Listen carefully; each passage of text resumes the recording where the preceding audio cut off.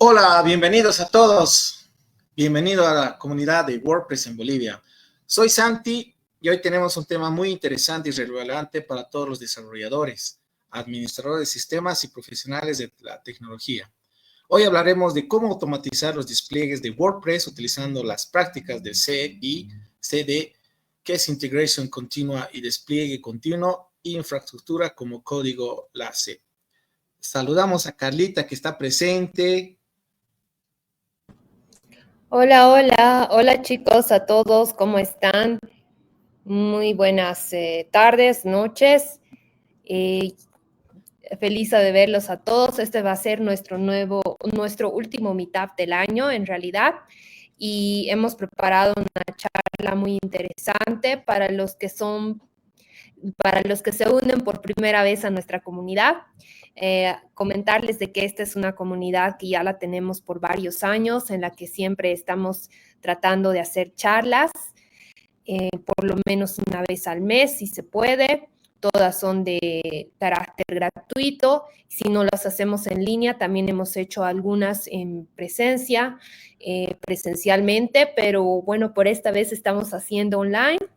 Y vamos a tener un tema súper interesante sobre CI, CD, despliegues automatizados para WordPress. Y nuestro ponente hoy es Freddy Condori Chávez. Él es DevOps Engineer, Flows Technologies, con experiencia en administración y seguridad en servidores. Es entusiasta del software libre y la ciberseguridad, IT, infraestructura y cloud computing. Y hoy nos va a dar una charla muy interesante. Y para eso le voy a dar paso directamente a él para que nos hable mejor de la charla. Freddy, bienvenido, ¿cómo estás? Hola, buenas noches, ¿me escuchan bien? Te escuchamos perfectamente, entonces yo voy a desaparecer de por acá, puedes encender cualquier momento y compartir la pantalla. Y dale, Freddy. Ok, perfecto. Denme un segundo entonces, vamos a empezar a presentar. Ahí me confirman si funciona. Todavía no veo, está cargando. Ya la tenemos tu presentación, perfecto. Ok, muy bien, buenas noches a todos.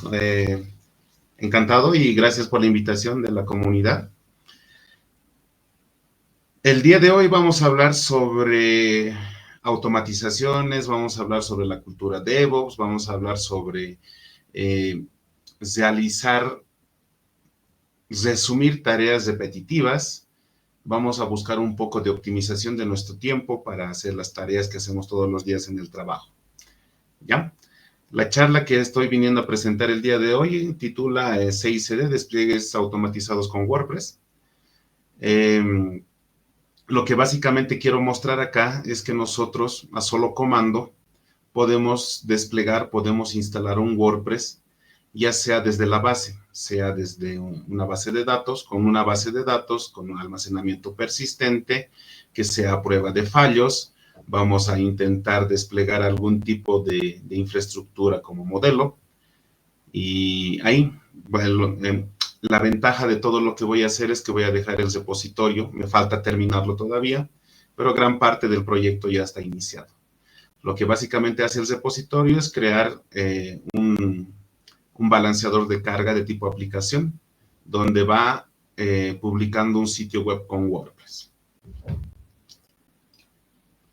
Un poco de mí. Ya tengo mucha experiencia en esto de trabajos en tecnologías de la información. Ahí también tengo el QR donde he dejado mis redes sociales, mis contactos, por si alguien tiene alguna duda o quiere tal vez iniciar algún tipo de proyecto, o tal vez solo quiere curiosear conmigo. Ahí está el QR para que podamos contactarnos. Entre la experiencia que tengo, he trabajado mucho con servidores GNU Linux, he implementado varios data centers, me ha tocado implementar y automatizar tareas con Ansible en servidores on-premise. Estoy trabajando actualmente en banca con Amazon. Estoy realizando algunas tareas de seguridad, también estoy haciendo algunas tareas de liderazgo como líder técnico. Y a la par también me gusta investigar. me gusta hacer un poco de hardware hacking, estoy un poco aprendiendo sobre IoT hacking. Me está gustando mucho lo que es radiofrecuencias, interceptar señales y ese tipo de cosas. Y cualquier cosa que ustedes quieran aprender, ahí está mi QR, me pueden buscar en cualquier lado y nos ponemos en contacto. Pongámonos un poco en materia entonces. Inicialmente, y al final me van a ver en la cámara, perdón, pero empecemos y ahí vamos a poder un poquito introducirnos un poco más en tema. Actualmente, o en nuestras tareas adicionales en el trabajo, siempre tendemos a realizar tareas monótonas, ¿no? Donde se repiten algún tipo de cosas, como levantar algún tipo de ambiente, o realizar algún tipo de instalación, o parchar algún tipo de vulnerabilidad, o instalar algún tipo de aplicación necesaria como tal. Este tipo de tareas repetitivas siempre nos da un estándar, si vale el término, ¿no? Una forma de poder agarrar la rutina y poder realizar tareas de forma más eficiente. Obviamente este tipo de tareas se puede automatizar dependiendo a los utilitarios que nosotros manejamos. En este caso puede ser ya Kubernetes para WordPress, puede ser Amazon para WordPress, o puede ser incluso un servidor normal, un servidor VPS, donde tengamos instalado la base de datos, más nuestro sitio web, que tenga el PHP, que tenga el servidor Nginx, o un servidor Apache, o un servidor X web, en donde nosotros podamos desplegar. Las desventajas de todo lo que les estoy mostrando es que la tarea manual te quita tiempo, ¿no? Las tareas manuales siempre te van a quitar tiempo. Entonces, nosotros entramos a una idea o entramos a una lógica de optimizar despliegues. No necesariamente este tipo de despliegues tienen que ser en ambientes productivos, en ambientes donde las personas ya están utilizando nuestro producto. La optimización de despliegues básicamente nos ayuda a realizar pruebas, nos ayuda a utilizar diferentes tipos de herramientas para que nosotros podamos probar nuestro producto en ambientes controlados antes de mandarlo a un ambiente en producción, a un ambiente donde la gente ya esté utilizando nuestro producto.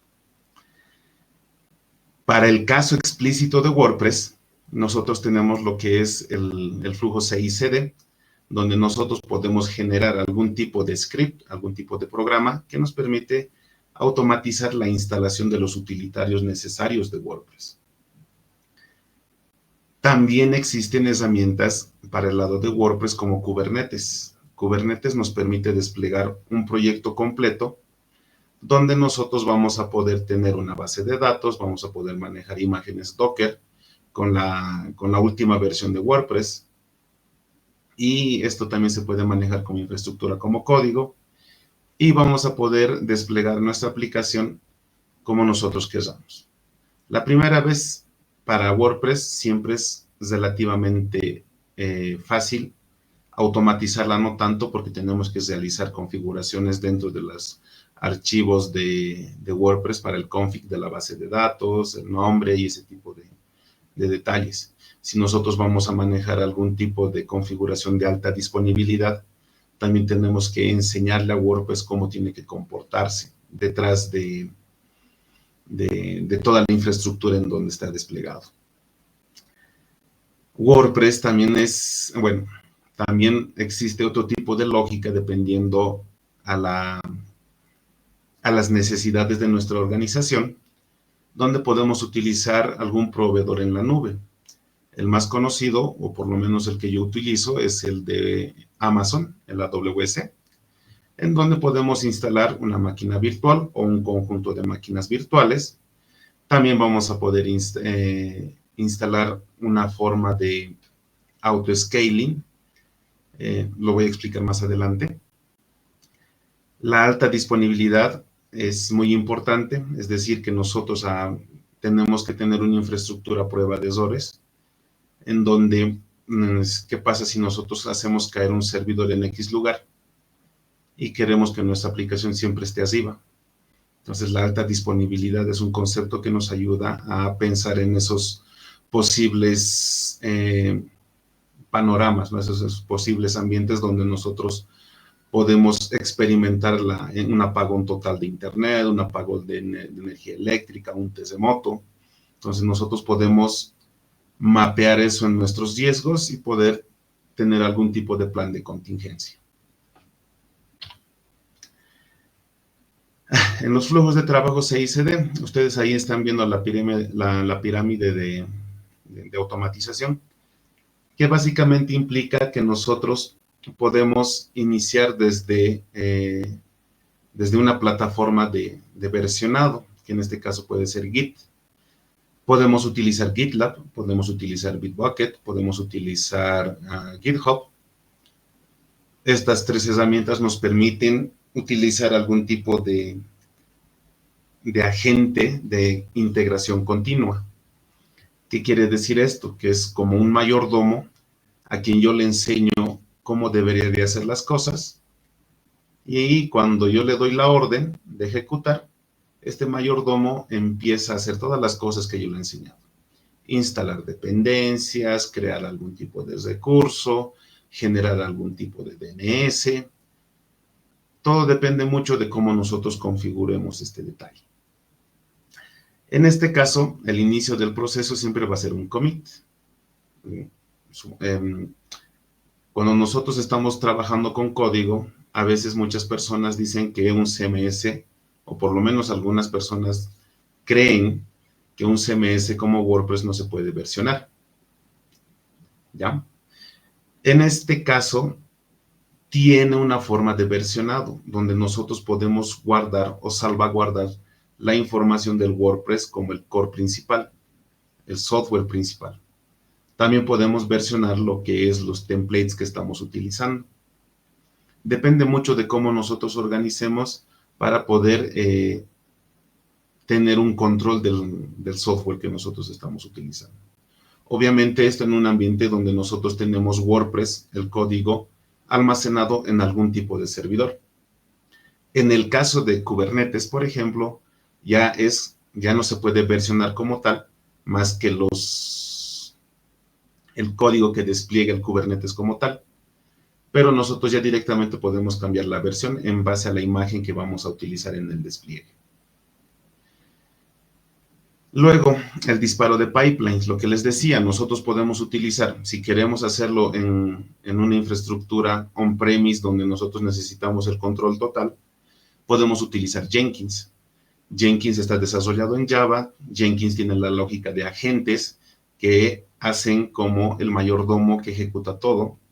Quien administra todos estos agentes es el servidor, el programa principal de Jenkins, en donde se almacena todo lo que tienen que saber ejecutar.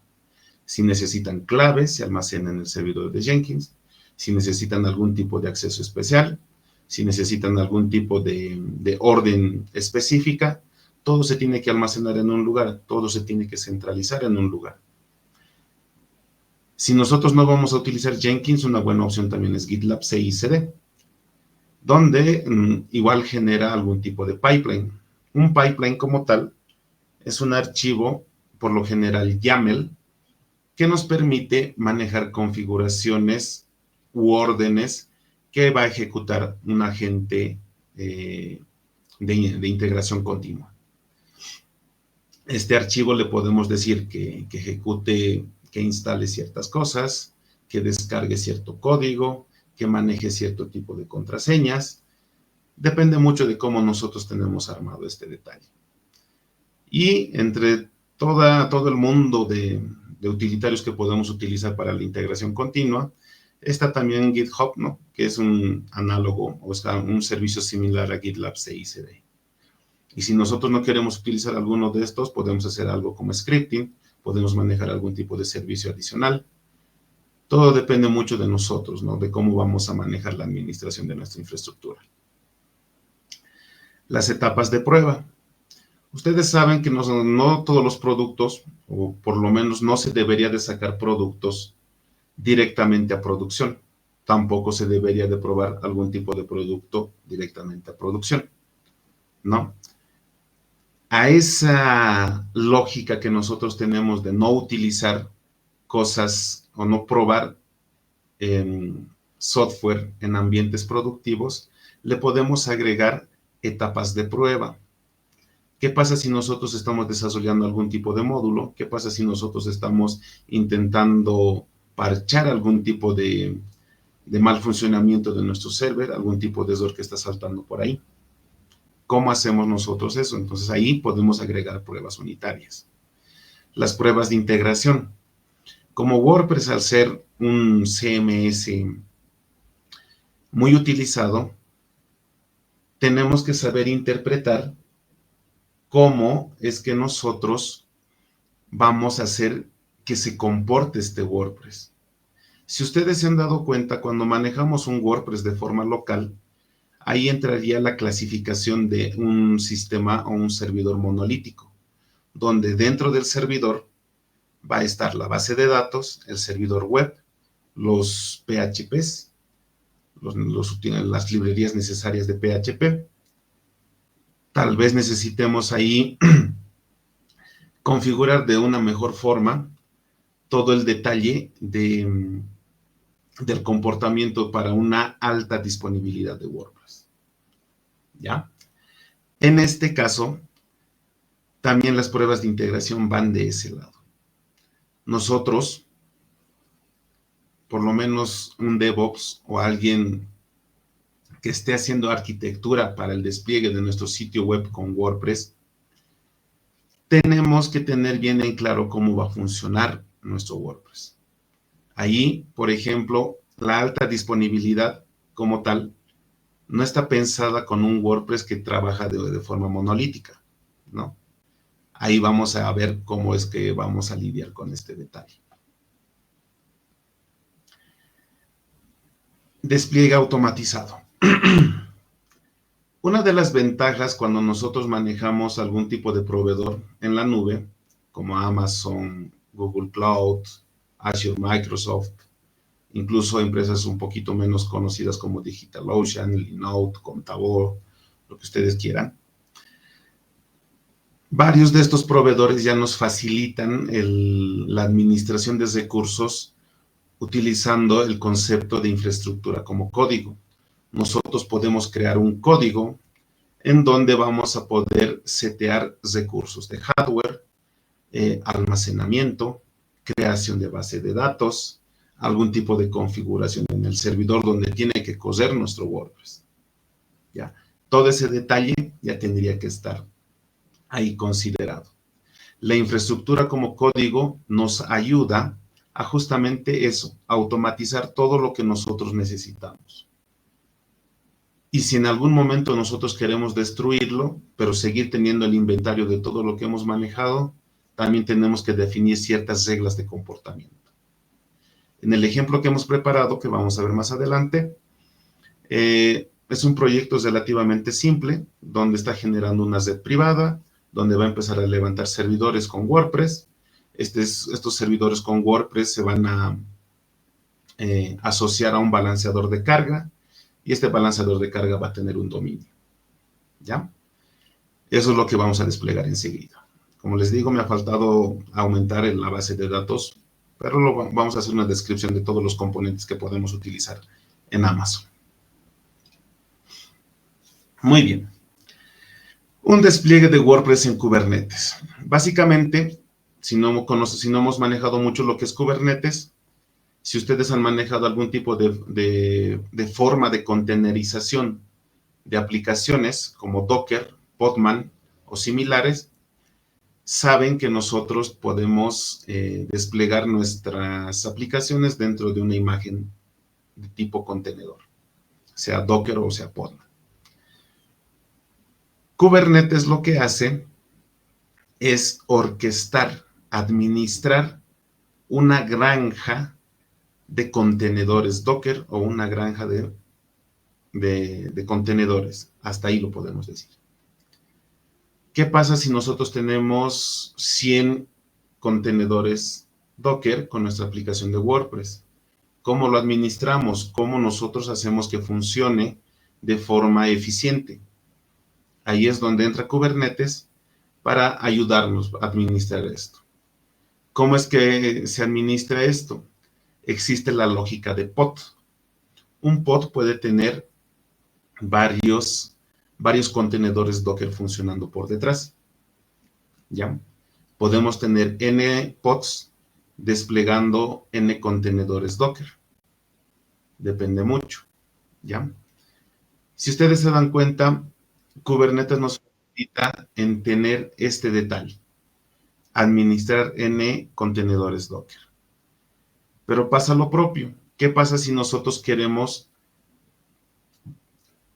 Vamos un poquito más atrás. ¿Qué pasa con Docker y su lógica de funcionamiento? Esto lo estoy explicando un poquito más detallado para que entendamos todo. Todos. Docker tiene la lógica de coser un servicio en un contenedor. No podemos instalarle como un sistema operativo y meterle SSH, meterle una base de datos, meterle un servidor web. No. Una imagen Docker o un contenedor Docker en este caso solo tiene que publicar un servicio a la vez. Podemos tener 5 contenedores Docker publicando el mismo servicio o servicios diferentes, pero tiene que ser un servicio por contenedor. ¿Ya? ¿Qué pasa entonces con el otro concepto de Docker, que es el de ser volátiles? Es decir, en cualquier momento puede morir un contenedor Docker. ¿Qué pasa entonces? Si se muere el contenedor, pierde información. Es ahí donde nosotros aplicamos el concepto de volúmenes persistentes. ¿Qué quiere decir volúmenes persistentes? Docker puede tener un espacio en disco duro a donde yo le puedo decir que no se elimine. Puede morir el contenedor Docker, pero la información que ha generado este contenedor Docker no se pierda, esté almacenado en un X lugar dentro del sistema operativo de mi servidor. ¿Ya?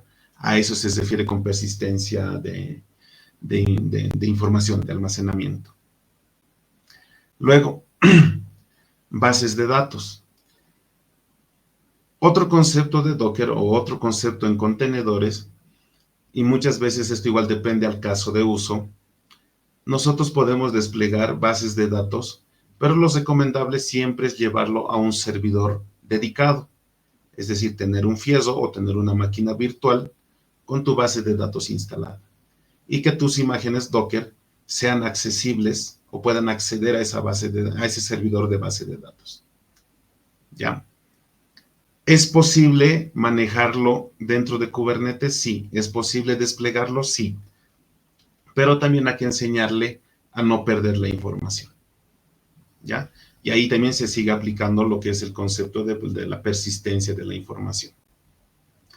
Y por último, ahí tenemos el ingress. Ustedes entenderán que cuando manejamos Kubernetes, podemos tener N pods, N contenedores Docker cosiendo nuestro WordPress. ¿Ya? Pero nosotros, ¿cómo hacemos para que cualquier persona que quiera visitar nuestro sitio web vaya al servicio, a un único servicio? ¿Qué pasa si yo tengo 5 pods levantados con WordPress? No voy a compartir, ¿no ve? De los 5 pods no voy a compartir el URL de cada uno, porque ahí vamos a romper la consistencia de nuestro servicio. Entonces, el ingress lo que hace es agrupar todos esos pods y hace una tarea de balanceo. ¿Ya? Ahí podemos hablar de algoritmos de balanceo como el round robin, que es el único nombre que me acuerdo ahorita, pero hay varios algoritmos de balanceo que podemos utilizar, en donde el ingress va a decir, ya, el pod número 1 no tiene mucha carga, entonces voy a mandar las consultas a ese pod. Entonces, lo que hace es eso el Ingress. Es un balanceador de carga, básicamente, que distribuye la carga de forma equilibrada entre los pods que están dentro de Kubernetes. Aparte de eso, también el Ingress nos permite publicar la aplicación que nosotros estamos intentando liberar a Internet. ¿Ya?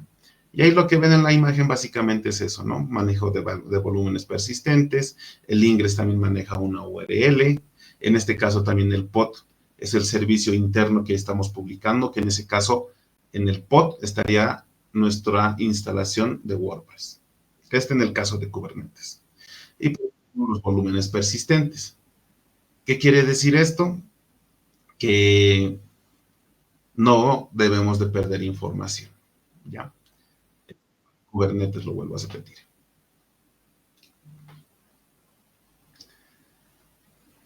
Luego, el ejemplo que nosotros vamos a desplegar.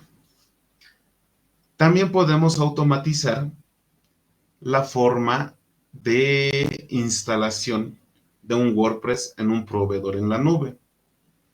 Los componentes que nosotros podemos utilizar en este caso, los productos que podemos comprar para que nuestro WordPress funcione, en este caso va a ser un balanceador de carga, que es el equivalente al Ingress Controller. Luego tenemos lo que es el EBS. En Amazon, un EBS es un disco duro adicional que podemos agregarle a un servidor virtual dentro de Amazon. Haciendo una analogía, si ustedes conocen el VPS, los famosos VPS que venden en Internet, básicamente es eso, es un servidor virtual que está cosiendo ahí, por ahí en Internet. Entonces, a ese servidor virtual nosotros le podemos agregar almacenamiento adicional, un disco duro adicional. ¿Ya? Luego, en cuanto a seguridad, en Amazon se maneja lo que es los grupos de seguridad o security groups, en donde esto hace una tarea de firewall. Esta es una tarea donde hace la tarea, mejor dicho, de abrir puertos como el 80, el 22, el 443 y ese tipo de cosas. Básicamente es un firewall. La instancia S2, la que está en verde ahí en la presentación. Una instancia S2 es lo que les comentaba, es el servidor que tiene procesador, el servidor que tiene RAM, el servidor que tiene el sistema operativo instalado y algún tipo de característica adicional que tiene una máquina virtual como tal. La IP pública, la IP privada y ese tipo de detalles. ¿Por qué les mostramos esto? ¿Por qué estoy mostrando este detalle? Porque nosotros vamos a desplegar básicamente esto. Un RDS con MySQL, ese me falta todavía. Básicamente, el producto que nosotros compramos dentro de Amazon para una base de datos MySQL se llama así, RDS. Si nosotros queremos desplegar Postgres, algún tipo de servicio Aurora dentro de Amazon, entonces estaría dentro de la lógica de un RDS, que son bases de datos. ¿Qué va a tener entonces esta infraestructura? Un balanceador de carga, equivalente a un Ingress Controller en Kubernetes. Las instancias S2, estas instancias S2 van a tener la instalación del WordPress como tal. Y a estas instancias les vamos a asociar lo que es el EBS, los discos duros adicionales. ¿Ya? Luego necesitamos una base de datos, que es el requerimiento MySQL para WordPress. Y por último, los grupos de seguridad. ¿Cómo es que nosotros vamos a ingresar a los servicios que queremos manejar?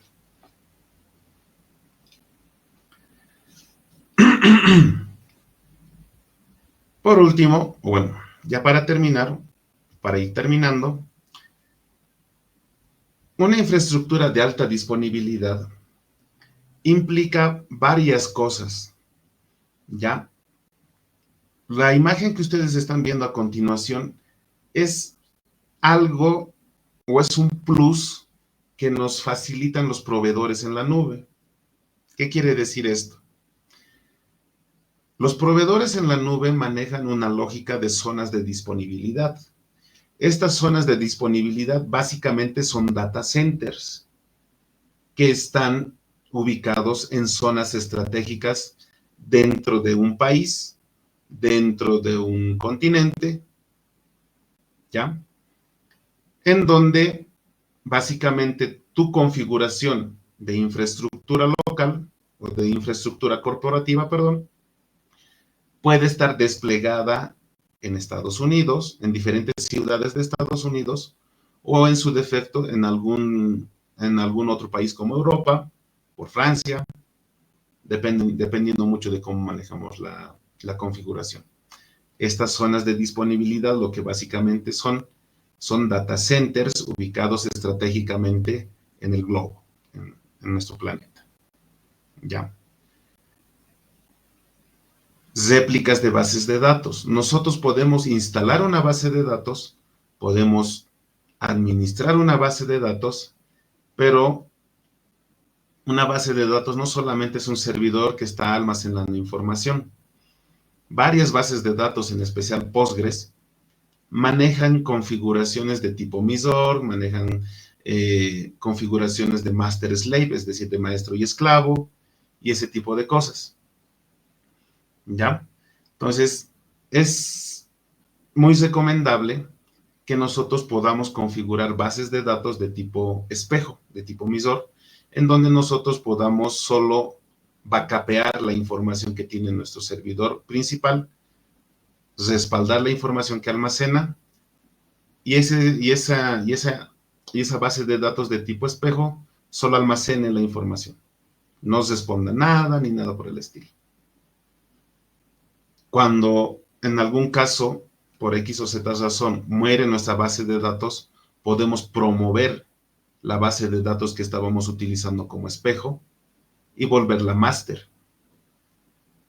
Y en base a eso, nosotros no vamos a poder experimentar un tiempo de downtime de nuestro servicio cuando se cae. ¿Ya? Ese tipo de configuraciones existe, ese tipo de configuraciones ya se hace en este caso. Los balanceos de carga básicamente también funcionan funciona de forma conjunta con las zonas de disponibilidad o con las multizonas de disponibilidad. El balanceo de carga, lo único que necesita, ¿qué es? Un servicio que esté escuchando todas las consultas que llegan a nuestra infraestructura, y este balanceador de carga lo distribuye a los diferentes recursos que están detrás de él. Pueden ser servidores, pueden ser bases de datos, pueden ser contenedores Docker. Todo depende mucho de cómo nosotros tenemos configurada nuestra infraestructura.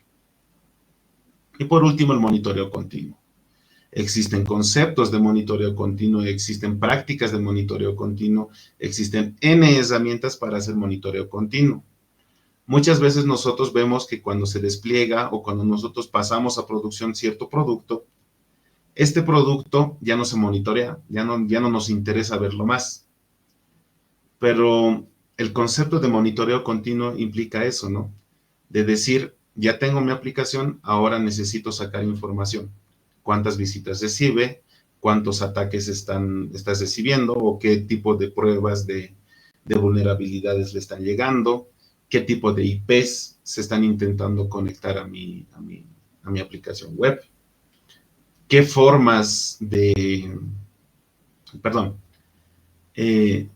qué países vienen las consultas, ¿no? Es decir, nosotros tenemos que monitorear todo ese tipo de comportamientos. A la par también poder monitorear memoria RAM, registros de sistema, CPU, consumos, horas pico de trabajo que tiene nuestro servicio, es decir, las consultas, dependiendo a la hora, no todas las visitas son uniformes, ¿no? Es decir, que tal vez nuestra aplicación está vendiendo algo y los que compran solo se conectan de 7 a 10 de la noche. Esas métricas se pueden obtener, ¿no? Esas métricas se pueden almacenar en algún lado. A eso también se hace monitoreo continuo.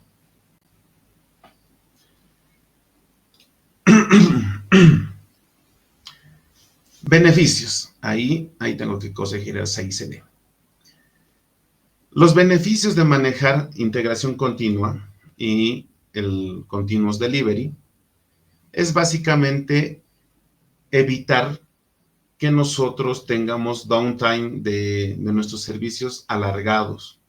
Cuando nosotros hacemos algún tipo de migración, cuando nosotros hacemos algún tipo de actualización, básicamente cuando nosotros lo hacemos de forma manual, te toma más tiempo que hacerlo con algún tipo de orquestador o algún tipo de servicio que nos permite automatizar. ¿Ya? La continuidad del servicio, por ejemplo, nos permite garantizar la entrega ininterrumpida o, en su defecto, un tiempo de downtime extremadamente reducido. Pueden ser segundos, milisegundos de nuestro servicio. La mejora continua. Cuando nosotros ya manejamos infraestructura como código, cuando nosotros ya tenemos nuestro servicio establecido, bien manejado,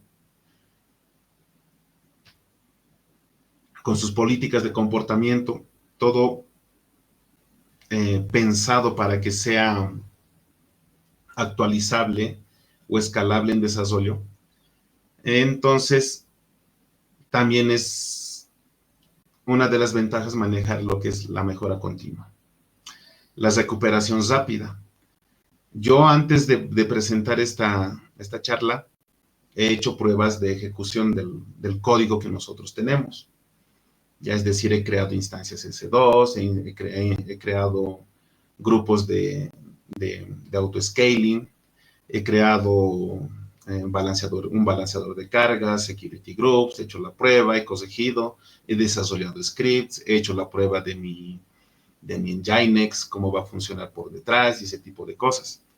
Entonces, todo eso ya está como infraestructura, como código. ¿Qué he hecho yo? La he desplegado, lo he probado, y ahora, luego de terminar esta explicación, vamos a hacer un despliegue. Y con este despliegue vamos a poder ver cómo es que se comporta una automatización. ¿Qué quiere decir esto? Tengo infraestructura como código desarrollado que voy a ejecutar a solo comando. ¿Ya? La reducción de errores. ¿Qué quiere decir esto? Ustedes entienden que cuando las cosas de actualización se hacen de forma manual, el ejecutor, la persona que está responsable de hacer la actualización de forma manual, puede estar cansado, no puede querer hacerlo, lo estén haciendo trabajar en viernes, puede pasar cualquier cosa para que haya un error humano, ¿no?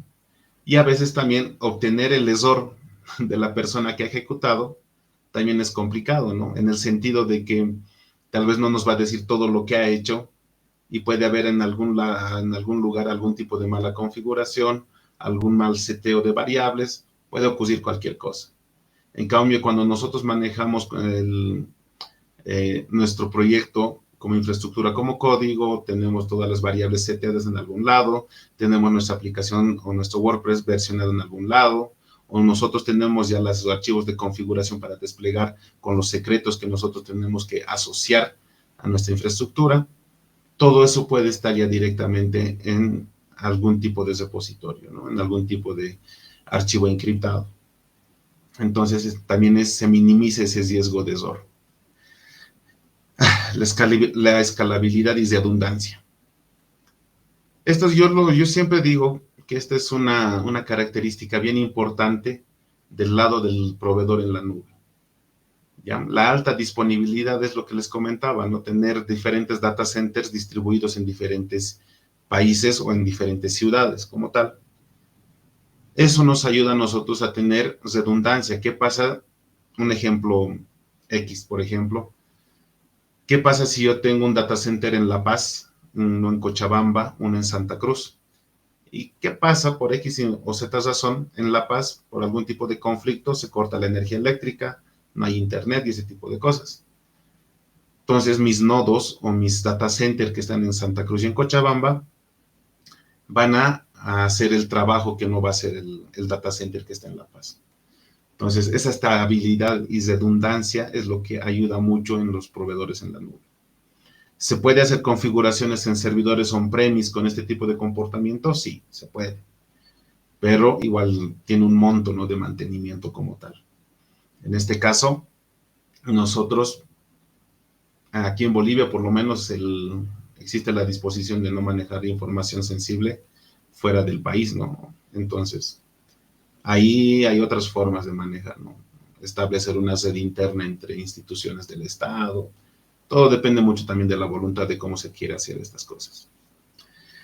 Despliegues rápidos. Ustedes van a ver enseguida que yo ya tengo el repositorio, puedo agregarle el número de servidores que puedo mantener, puedo levantar un balanceador de carga, puedo agregar algún tipo de DNS público para que ustedes también lo puedan ver, ¿ya? El despliegue que vamos a hacer, lastimosamente, le falta la base de datos. Entonces, ahí vamos a ir corrigiendo eso. Muy bien. Demo. Antes que ustedes quieran, o bueno, antes de que ejecutemos el despliegue, alguien tal vez tiene una pregunta, alguna aclaración, tal vez he dicho algo mal.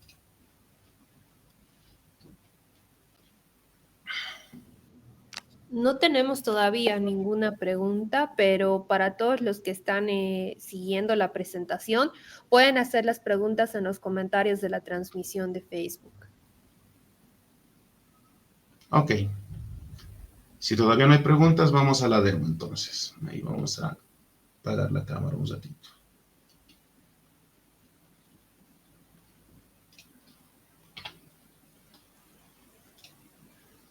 Muy bien. A ver. Antes de hacer el despliegue, les voy a mostrar cómo es que funciona. Bueno, para los que no conocen, un proveedor en la nube, cómo es que nosotros vemos los recursos para crear una infraestructura en la nube. Esta, lo que ven a continuación, es se le llama la consola de Amazon, o la consola AWS le llama. Desde esta interfaz web nosotros podemos administrar redes, IPs públicas, balanceadores de carga, instancias, es decir, servidores, bases de datos y ese tipo de cosas. Security groups. Ya. En este caso, esta es la prueba que habíamos ejecutado anteriormente. Y ya no hay ninguna. Ya. ¿Qué va a hacer nuestra infraestructura como código? Lo primero que va a hacer es crear una red virtual. Una red virtual segmentada, donde va a haber una red privada, una red pública, una red para base de datos y la categorización que nosotros queramos darle en nuestra red del proveedor en la nube. Luego de que nosotros ya tenemos nuestra red configurada, tenemos que empezar a crear servidores. En Amazon, el servidor que se utiliza, bueno, el denominativo que le da Amazon a los servidores virtuales es instancias. ¿Ya? Entonces, una instancia es un servidor que tiene memoria RAM, que tiene almacenamiento y ese tipo de cosas. El sistema operativo, una dirección IP, la versión del kernel. Pero vean que acá dice instance state, dice terminada, ¿no? Es decir, que no está funcionando. Es más, ya debe estar muerta. Esto está un tiempo solo para el inventario. Ya para mañana esto no va a existir, porque ya están terminadas. Luego de que nosotros creamos las instancias, tenemos que ver el detalle de los security groups. ¿Qué es un security group? Básicamente es esto. Este es uno por defecto que te da el proveedor. ¿Qué tiene esto? Tiene reglas de entrada. En este caso está permitiendo el tráfico de todo a todo, ¿no? Acá, un all traffic. Las de entrada. Es decir, puede consultar cualquier persona a nuestro servicio. Pero nosotros no vamos a utilizar este security group. Luego tenemos las reglas de salida, que también es un all traffic. Es decir, que cualquier consulta que le llegue, esta la vas a responder a cualquiera también. Obviamente esta es una mala práctica, ¿no? Pero para el ejemplo ayuda. Luego de tener nuestros security groups, vamos a tener lo que es balanceadores de carga. Acá, en este espacio, se tiene que crear un balanceador de carga. ¿Qué hace este balanceador de carga? Lo único que va a hacer es balancear el tráfico hacia las instancias o hacia los servidores que vamos a crear acá. Que en este caso, la primera vez se tiene que crear 3 servidores. ¿Ya? ¿Qué más? Los target group. Ustedes saben que el balanceador de carga va a recibir toda la información de Internet, va a recibir toda la información de afuera. ¿Cómo es que este balanceador va a distribuir a todos los servicios que están detrás, es decir, a nuestros servidores virtuales? Ahí el concepto en Amazon se llama target groups, es decir, es un forward. Le llega al balanceador y hace un forward a los diferentes servidores que están detrás del balanceador. Básicamente es eso. ¿Ya? Y por último tenemos el auto-scaling group. Como ustedes ven, en este momento no hay ninguno. Ya va a existir, lo vamos a desplegar. ¿Qué es un auto-scaling group? Nosotros tenemos acá instancias, ¿ya? Son servidores. ¿Qué puedo hacer entonces con un auto-scaling group? El auto-scaling group lo que hace es decir, la configuración me dice que yo tengo que levantar 2 instancias, 2 servidores virtuales, la primera vez. Pero a las 3 de la tarde o cuando los servidores ya estén utilizándose con el CPU al más del 50% y la memoria RAM ya se esté consumiendo por completo dentro de los 2 servidores que yo he creado la primera vez, el auto-scaling va a empezar a hacer rotar esa información. Es decir, va a empezar a hacer crecer de 2 servidores virtuales, lo va a hacer crecer a 3, a 4, a 5, a 6, dependiendo de nuestra configuración. Y este comportamiento ya es inteligente. Es decir, el auto-scaling le vamos a enseñar a cómo debería de manejar algunos detalles. Es decir, que me muestre que esté monitoreando el CPU de los servidores, por ejemplo, que esté monitoreando el almacenamiento de los servidores. Y en base a eso decir, ya este servidor ya está saturado, entonces tengo que crear otro. Y el balanceador de carga automáticamente va a empezar a mandar el tráfico al nuevo servidor que se va a crear. Entonces, este comportamiento es dinámico, este comportamiento es relativamente inteligente. Depende mucho de cómo nosotros le damos la configuración. Muy bien, ya teniendo nosotros claros los dos detalles, nuestros detalles, vamos a ver un poquito de código. Y aquí está. Vamos a cesarlos primero.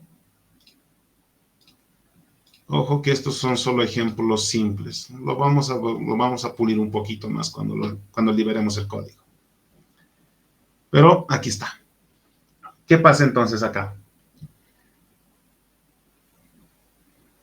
El utilitario que nosotros vamos a manejar, en este caso, es Terraform, ¿ya?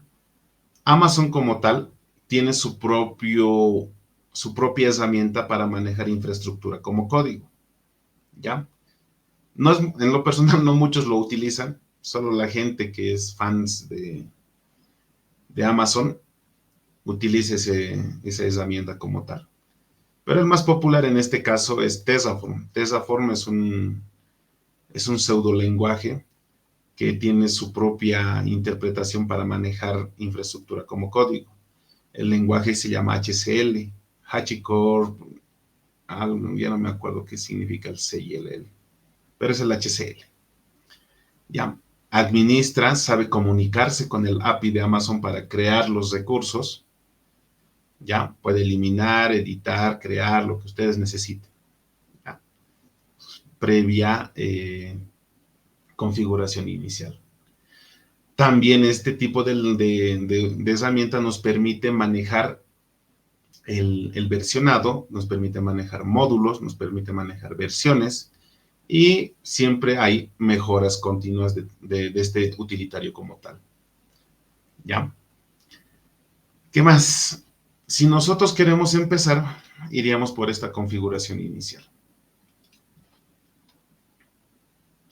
¿Qué quiere hacer esto? Perdón, ahí está.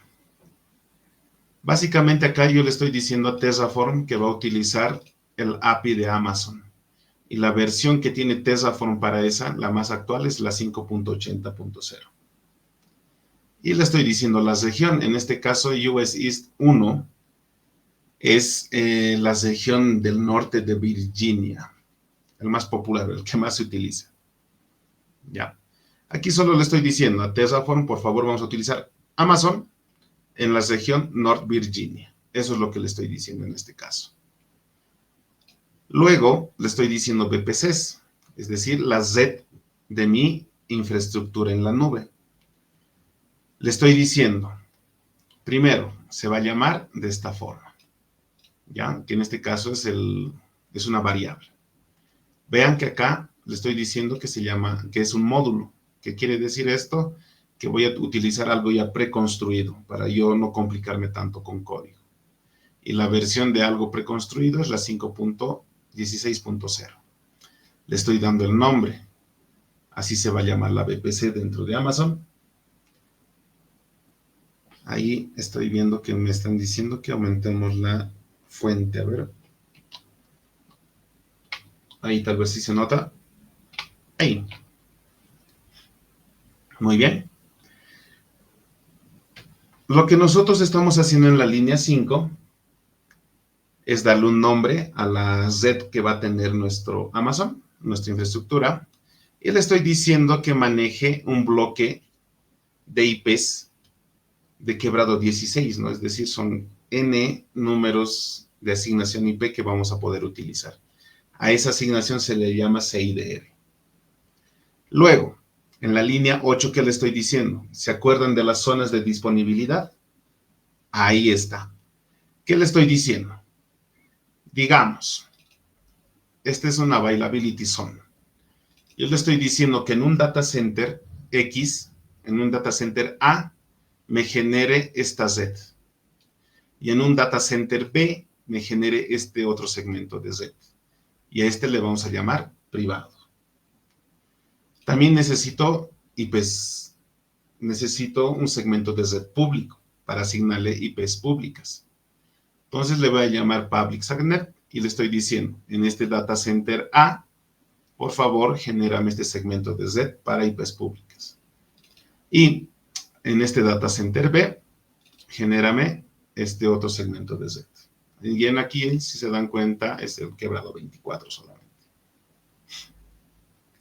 ¿Qué quiere decir esto? Aquí también le estoy diciendo que sepan conectarse. Cualquier recurso que yo conecte, que cree, mejor dicho, dentro de Amazon, pueda conectarse a Internet. Si yo quisiera, le puedo agregar un DNS, un nombre.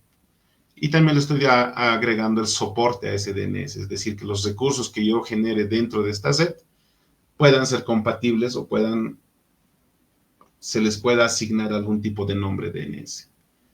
Y por último, los etiquetados. Es muy importante que nosotros manejemos etiquetas, que sepamos categorizar los recursos que nosotros estamos manejando. Ustedes entenderán que nosotros no vamos a estar creando redes a cada rato para un servidor web. Esta red va a funcionar para bases de datos, para servidores web, para algún tipo de backend, para algún tipo de balanceador de carga, para algún tipo de CDN, ¿ya? Entonces, todo eso va a estar bajo esta red. Entonces, nosotros tenemos que saber categorizar. Yo puedo decirle acá, por ejemplo, puedo decirle que es un ambiente y que lo estoy creando con Terraform, pero aquí podemos agregar mucho más cosas, como el proyecto, el nombre de la aplicación, la fecha de despliegue, algún identificador que asocie un proyecto completo como tal. Es muy importante lo que es el etiquetado en infraestructura como código. Así no te vas a enredar entre varios servicios. Luego, tenemos la variable. Aquí yo solo he generado una variable. Esto es como es un ejemplo, entonces he dicho, vamos a dejar una variable. No estoy hardcodeando nada, en pocas palabras, pero sí estoy manejando un nombre por defecto. Todos los recursos que nosotros manejemos se van a llamar de esta forma. POC-WP. POC WordPress, ¿no? Entonces, todos los recursos de acá, los que están viendo acá a continuación, van a tener este nombrecito, ¿ya? Y eso para identificarlo solamente y no complicarnos mucho. Vamos por el primer detalle. Lo que ustedes están viendo a continuación son las reglas de Firewall. ¿ya? ¿Se acuerdan que habíamos visto inbound, outbound? Esto es. Aquí yo le estoy diciendo que me cree un grupo de seguridad, y aquí está la variable base name. Y le estoy diciendo que a las instancias S2 del launch template va a ser el security group. En primera le estoy diciendo que el egress, todo lo que es de salida, va a ser all traffic. Le estoy diciendo aquí todo. Y le estoy generando una etiqueta con ese nombre también, similar al nombre con el nombre. Esto para las instancias S2, para los servidores virtuales. Luego tenemos acá las reglas de entrada para este security group. Le estoy diciendo que solo acepte el puerto 80, el puerto 443 y el puerto 22. Esos tres vamos a poder utilizar dentro de las instancias S2. Luego estoy creando de nuevo un security group para el balanceador de carga. En este caso vean los nombres. Vamos a ir identificando cada uno de estos. El egress, que en este caso es similar al anterior. Y aquí solo estamos dejando entrar al puerto 80 y al 443. Obviamente esto no lo vamos a utilizar, pero por motivos del ejemplo, para hacer un forward y ese tipo de tareas, también se puede utilizar. Ya tenemos los security group, ya tenemos nuestras reglas de firewall. ¿Quiénes van a utilizar estas reglas? Este código que ustedes ven acá nos permite obtener la versión del Ubuntu 22.04. Hemos querido utilizar el 24.04, pero esa versión parece que es de paga dentro de Amazon. Entonces hemos utilizado una anterior. El tipo de virtualización HVM y que maneja almacenamiento adicional con IBS, ¿no? Que sea compatible con eso. Aquí nosotros estamos obteniendo el nombre del sistema operativo como tal, la última actualización. Y vean acá, ya lo estoy creando. Esta es una plantilla, ¿ya? Esta es una plantilla de donde todas las instancias S2, todos nuestros servidores, se van a crear en base a esta plantilla. Van a tener disco duro de 10, su monitoreo va a estar habilitado, la imagen que van a utilizar es esta, que es justamente esto, lo de aquí arriba, AWS AMI Ubuntu. ¿Dónde está? El AMI, aquí. AWS ID Ubuntu. El monitoreo, allá. Estos son los roles para poder ingresar dentro del servidor. Igual lo vamos a ver.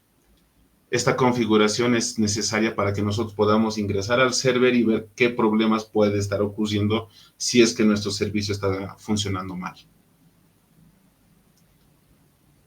Y con eso, el etiquetado, ¿no? Es decir, los nombres.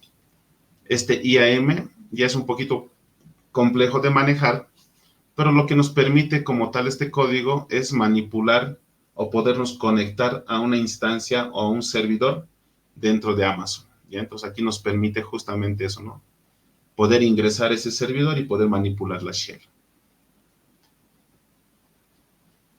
El auto-scaling group, lo que les decía. En este caso, vean que este template que estaba acá, que es la base para crear las máquinas virtuales, se utilizan acá. El launch template. ¿Qué le estoy diciendo acá? Que me cree un auto-scaling group, como mínimo 1, deseado 2 y máximo 3. Ya yo le estoy diciendo acá que se cree que mínimo o siempre exista 2 servidores virtuales funcionando. ¿Ya? Y así se llama nuestro auto-scaling group. Y por último, nuestro balanceador de carga. En este caso aquí, para motivos no tan complejos, le estoy diciendo que solo manejemos el puerto 80 para el HTTP. Lo que hace este servicio como tal es crear un balanceador de carga que va a hacer una redirección a las instancias S2. Eso es lo que hace este código. ¿Ya? ¿Qué más? ¿Dónde nosotros le enseñamos a instalar WordPress dentro de los servidores? Acá. Inicialmente yo había empezado así. Me estaba haciendo un shell script donde le estaba diciendo actualiza instala Nginx, instala las librerías de PHP y algún utilitario necesario. Luego que me descargue el wget, que me descargue, mejor dicho, el instalador de WordPress, lo descomprima y lo almacene directamente en un archivo público para el servidor web. Esta configuración está bien, no está mal, solo que el detalle está en que no podía generar archivos de configuración. ¿Qué he hecho? Me he ido a generar un archivo YAML, que es propio de un Cloud Init. Le estoy diciendo que actualice, pero lo primero es que me genere este shell script, que cree este shell script. Lo que estaba acá, me lo he traído a este fragmento. Y lo estoy almacenando en un archivo que se llame base install.sh. Le estoy dando los permisos, ¿no? Que en este caso ya tiene de ejecución. ¿Qué más? El contenido. Le estoy diciendo acá una configuración para que funcione nuestro PHP con Nginx y nuestro WordPress. Esta es la configuración. Y lo estoy guardando en este archivito. Por último, vuelvo a actualizar. Ejecuto el shell script de la instalación de todos los utilitarios. Y luego copio el archivo de configuración de Nginx. Reinicio Nginx. Espero unos 46 segundos a que se reinicie este Nginx y luego muestro un mensaje de finalizado. Y así nosotros vamos a poder tener. Que quede claro acá, no estoy creando la base de datos todavía. Y eso ya es por el tiempo. Muy bien. Si ustedes ven acá, vamos a maximizar un poquitito más. Ahí. Sí, ahí está bien, ¿no? Se notan las letras ahí. Muy bien. Ya estamos por terminar, no se preocupen. Ahí nosotros tenemos el mismo esquema, ¿no? Los archivos con nuestro código. Todo esto está acá. El proveedor y este tipo de cosas. ¿Cómo nosotros ejecutamos esta receta, este código para desplegar un proyecto con WordPress? Lo que haríamos sería, primero, decirle Terraform plan. Y ya está. ¿Qué hace este plan? El plan lo que hace es decirnos qué cosas va a instalar, qué cosas va a crear, si existe algún tipo de error. ¿Ya? Entonces aquí vean, es enorme lo que va a hacer. Y no es poco lo que va a hacer. Va a crear una red, va a crear instancias, va a crear security groups, va a crear IPs públicas, va a hacer N cosas, ¿no? No es poco lo que va a hacer. Ya. ¿Qué hacemos entonces? Aplicamos. Le decimos apply. Y le voy a decir auto approve. Esto no es recomendable, pero para apurarnos, ahí está. Vean que automáticamente ya va creando. En este caso ya está creando la VPC. Dice creando roles y ese tipo de detalles. Vamos monitoreando. Por ejemplo, si está empezando por la VPC, vamos acá. ¿Se acuerdan que hace rato solo había uno? Vean, ahora está. POC WP VPC. Ya está creando una VPC propia. ¿Se acuerdan que en el código decía todo va a tener esto? ¿Dónde está? Variables. POC WP. Todo eso ya se va a ir notando en el despliegue como tal. Acá. ¿Qué más? Subnets. Si hacemos esto, vean que ahora POC WP, lo que les decía, 2 redes públicas y 2 redes privadas. Esto por el ejemplo. Podemos tener 3, 4 zonas de disponibilidad, dependiendo mucho cómo nosotros queremos llevar lo que es la alta disponibilidad como tal, o la redundancia que nosotros queremos en la red. Vean, yo ya no estoy haciendo nada, solo estoy monitoreando que funcione. Entonces, en instancias S2 no habían más. Pero ahora vean, ya se está provisionando, dice inicializando. Acá. Y aquí, si hacemos clic en cualquiera, ya se está desplegando. Estamos yendo por los mismos pasos por donde hemos estado mostrando. Luego en Security Groups había solo uno. Ahora miren, hay dos, estos dos. Y hay uno que se crea por default también. Eso es por el módulo. Pero si se dan cuenta tenemos dos Security Groups. Uno para las instancias, es decir, para estos. Y uno para el balanceador de carga, que en este caso es para este. ¿Ya? ¿Cómo sé eso? Vean esto. Este es el ID de la instancia S2, del Security Group. Si yo me voy a instancias, hago clic en cualquiera y le digo seguridad, vean que acá debería de tener un Security Group asociado, que serían estas. Y aquí hay un ID. El mismo que yo acabo de copiar aquí en los Security Groups ya está asociado a un servidor virtual. Y ahí está. Nos llevemos ahora el del ALB, esta. Y vayamos a ver si se está creando el balanceador de carga. Vean, ya hay un balanceador de carga. Pero antes de ingresar a esto, los grupos, vean, este es el grupo de seguridad, el auto-scaling group. Deseados, 2. Han visto que ustedes están creando 2 servidores virtuales. Y si en algún momento alguno de esos cae o tiene harta demanda alguno de esos, va a agregar uno más. Eso es lo que está diciendo acá. Y aquí las reglas de comportamiento. ¿Pueden haber más reglas de comportamiento? ¿Puede ser más complejo? Sí. Ese balanceador de carga, ya está asociado, vean. Tenemos la VPC, las zonas que son las públicas. Y en seguridad, vean, este es el Security Group, el Firewall. Y ahí está, ¿no? Es lo que habíamos obtenido, esa variable lo hemos obtenido de acá. Todo ya se está desplegando, todo ya está funcionando, si se han dado cuenta. No estoy manipulando más cosas. Y los Target Groups, lo que les decía, vean.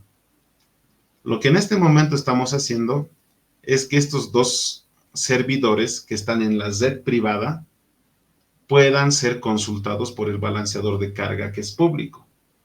Y vean, el primer servidor ya está asociado.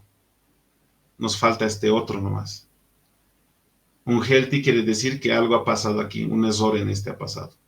Puede que todavía se esté inicializando. Todo depende de. Veamos entonces acá.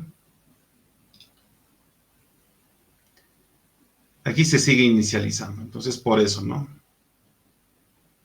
Ahí está, ahorita se va a normalizar.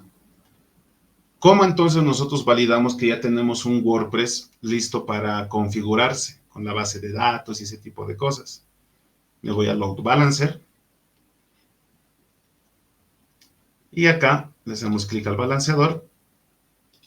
Vean que acá ya le asigno un DNS al balanceador. Y por el momento, ahí nos está mostrando un error de configuración. Conforme nosotros vamos actualizando, vean que ya está. Y aquí seguimos esperando, vean.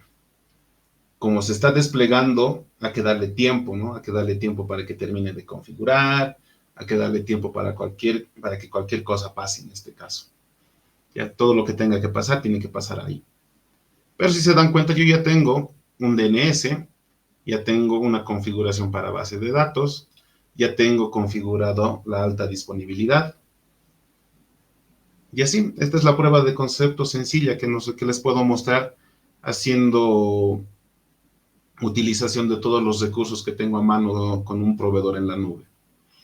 Podemos hacer automatizaciones de WordPress on-premise, sí se puede hacer con Ansible, si nosotros estamos manejando algún tipo de virtualización en nuestra organización como VMware, hay Vagrant para VMware. Si nuestra organización está virtualizando con KVM, hay Vagrant para KVM. Entonces depende mucho de qué cosas nosotros estamos utilizando. Incluso el Cloud Init que ustedes han visto hace un momento, que inicializa el sistema operativo, también se puede utilizar en on-premise. Todo depende mucho de cómo se configura el servidor como tal.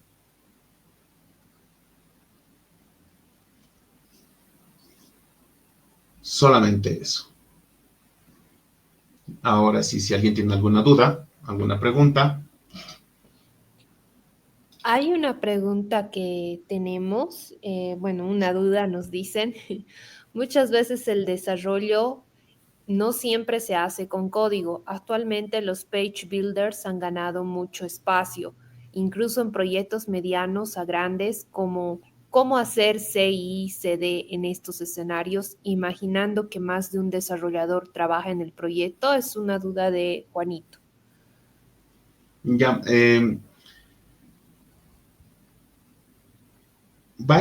depende mucho. Los page builders, por ejemplo, lo facilitan algunas veces algún tipo de marca. Entonces, esos tienen sus propias formas de automatización o tienen sus propios flujos para hacer el desarrollo. Ahí nosotros lo que tendríamos que ver es la forma de administrar esos recursos como tal. Ahí sería SSLs, tal vez algún tipo de balanceo, tal vez algún tipo de monitoreo WAF. Depende mucho de cómo se maneja el page builder como tal.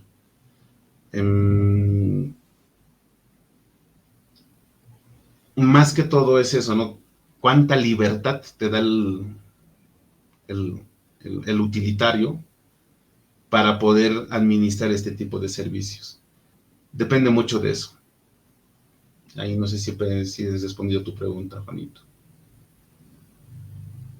Perfecto, gracias. Bueno, Juanito, si todavía tienes dudas, nos puedes volver a añadir un comentario.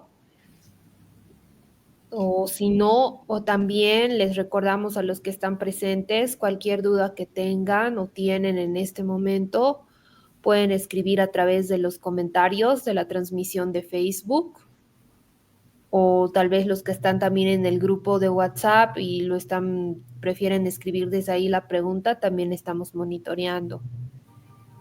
Mientras esperamos cualquier otra pregunta, bueno, yo quería agradecerte, Freddy, inicialmente, porque realmente este tema ha sido bastante interesante y creo que necesitábamos ya un tema de estos, porque como tú sabes, bueno, en la comunidad tenemos prácticamente dos tipos de temas, ¿no? Temas un poco más de aplicación, de implementación, y otros temas un poco más de desarrollo, un poco más técnicos, y hace tiempo que nos estaban pidiendo un tema como el tuyo, o sea que te agradezco mucho por eso.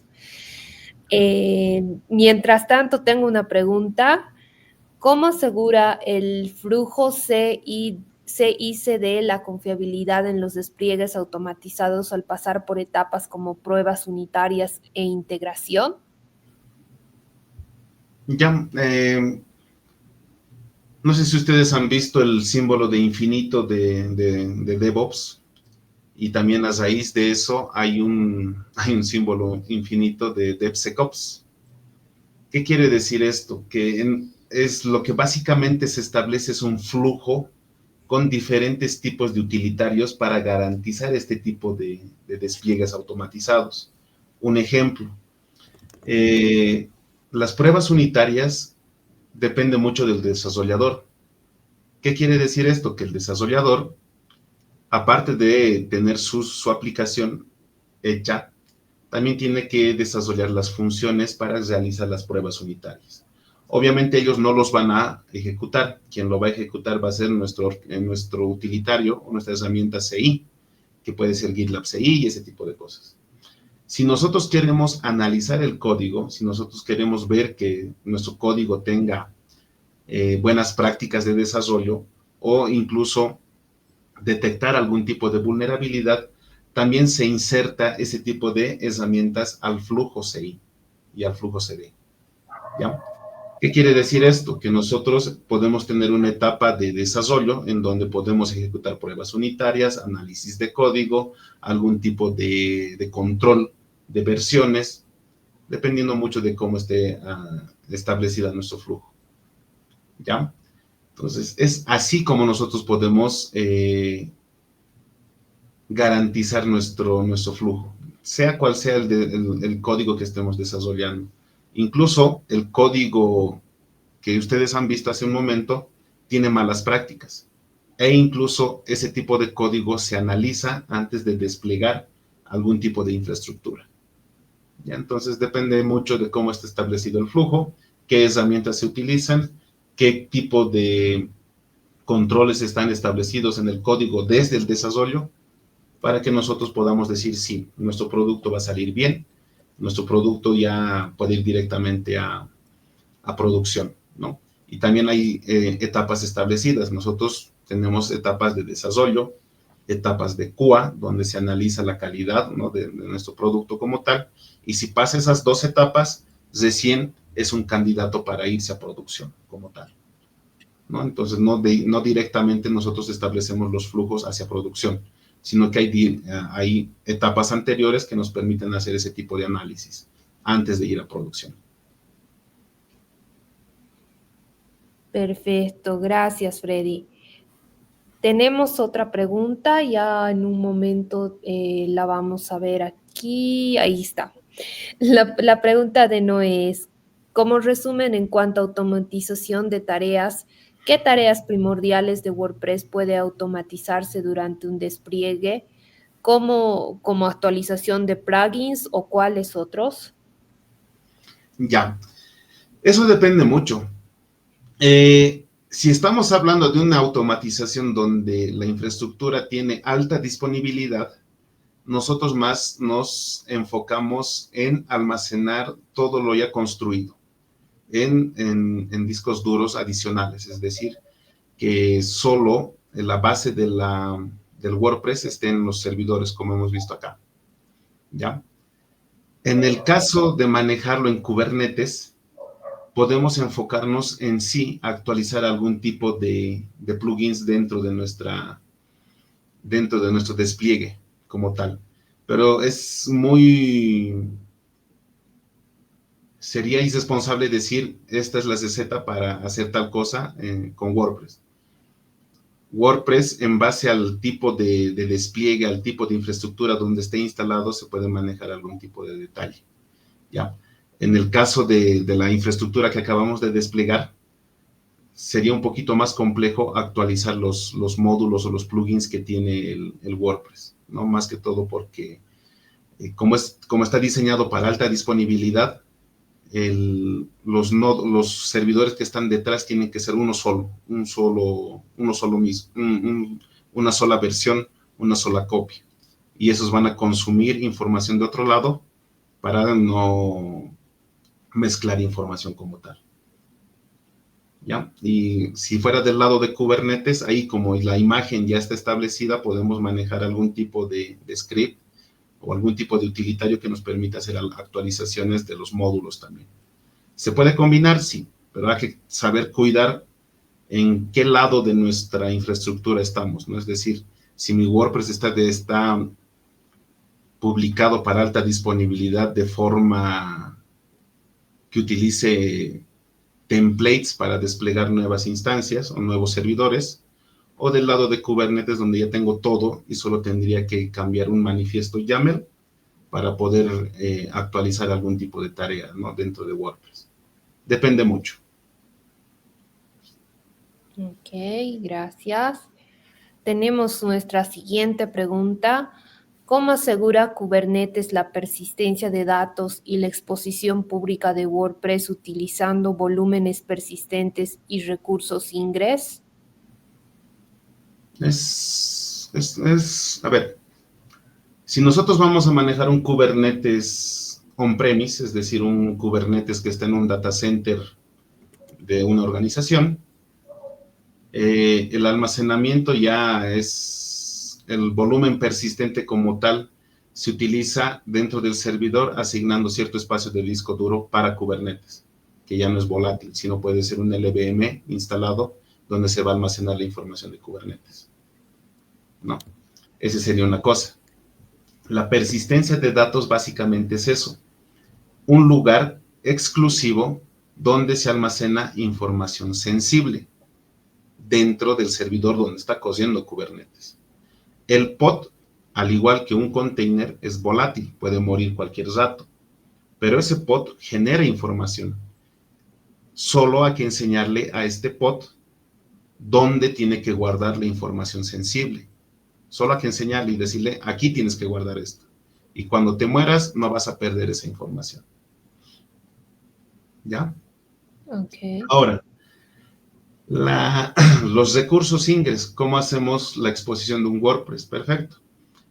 En el caso de un Kubernetes on-premise, podemos utilizar algún tipo de balanceador de carga on-premise, como HAProxy o MetalLB, que son balanceadores de carga para on-premise. ¿Ya? E incluso encima podemos colocarle un proxy, podemos colocarle un WAF, para que nosotros podamos publicar nuestro sitio web con WordPress. El Ingress como tal solo es un balanceador o hace la tarea de un balanceador de carga, ¿no? Es decir, que nosotros podemos tener pods en diferentes puertos con el mismo puerto, con los mismos IPs, perdón, el mismo puerto, diferentes IPs, y esto se le asocia al Ingress, y este Ingress puede ser público o privado, lo podemos securizar y mandarlo a otro balanceador de carga como un HAProxy, y ese HAProxy se encarga de recibir todas las consultas de afuera. Se puede utilizar dos balanceadores de carga, se pueden utilizar WAF dentro de un balanceador de carga o asociarlo a un balanceador de carga. Hay varias formas de securizar el servicio de Kubernetes. La idea es que no publiques un pod directamente hacia afuera, ¿no? Sino que sigas el conducto regular. Pod, servicio, ingress y seguridad adelante. Ahí pueden ser firewalls generales o firewalls perimetrales, ¿no? Depende mucho de cómo esté diseñada tu infra. Perfecto. Creo que todavía tenemos una pregunta más. A ver, ¿cómo ayuda Amazon Web Services a garantizar que un sitio WordPress funcione bien, incluso con mucho tráfico? Muy bien. Es muy, o sea,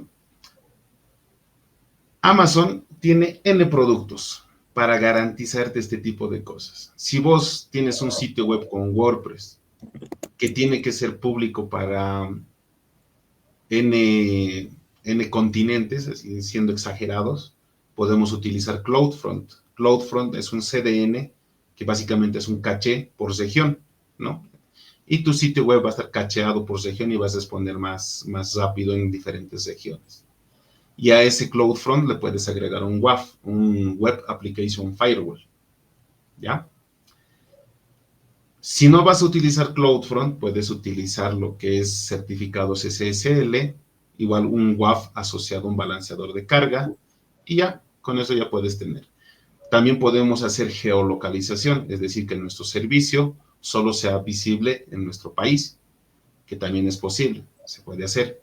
El generado de certificados es dinámico, la alta disponibilidad, que es lo que hemos visto en este despliegue, es en esencia eso, ¿no? Es decir, nosotros tenemos un WordPress igualito en diferentes servidores, pero estos diferentes servidores van a consumir o van a almacenar la información en un espacio explícito.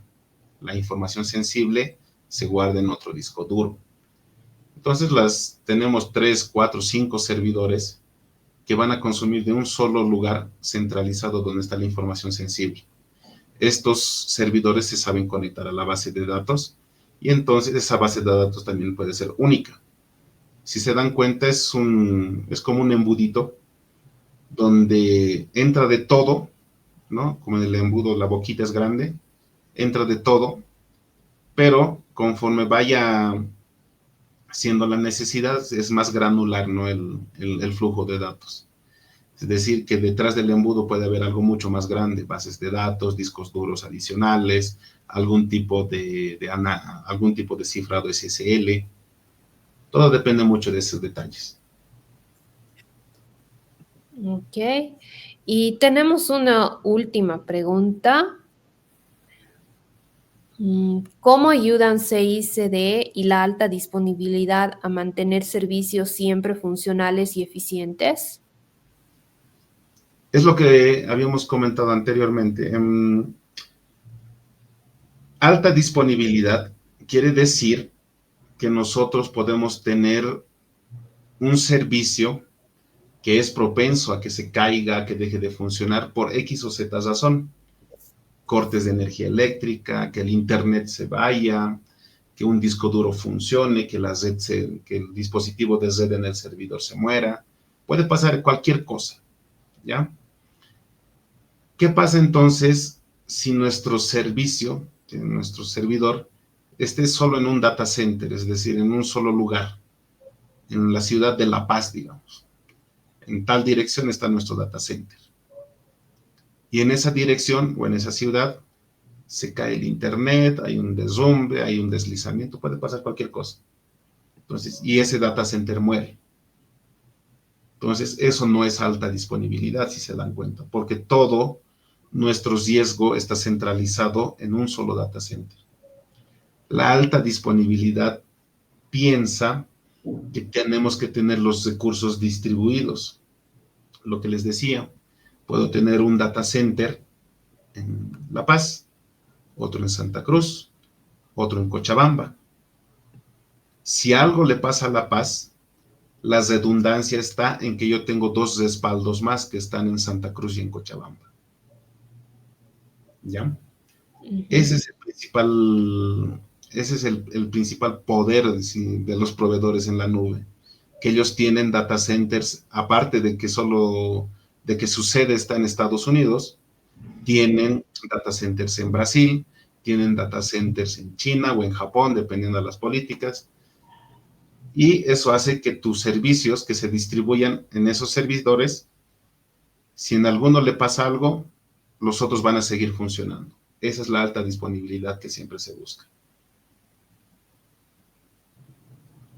Perfecto, gracias, Freddy. Creo que, bueno, tenemos muchos mensajes, la verdad, en nuestros comentarios de Facebook, agradeciéndote por el contenido, que realmente se aprecia algo así, que es un contenido muy bueno. También tenemos otros comentarios que quisiera leer, pero estoy tratando de encontrarlos. Un segundito.